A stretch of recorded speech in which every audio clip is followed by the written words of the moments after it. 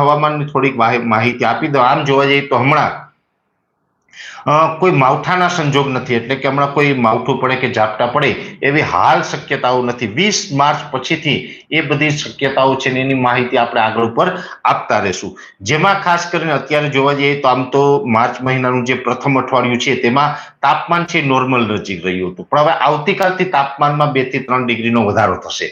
અચાનક જ આવતીકાલથી તાપમાન ઉચકાશે ને એ તાપમાન છે એ લગભગ આવતીકાલે 9 તારીખથી લઈ અને 13 માર્ચ સુધી એ કન્ટિન્યુ જોવા મળે તેવી શક્યતાઓ છે. તે પછી થોડીક રાહત મળી શકે છે.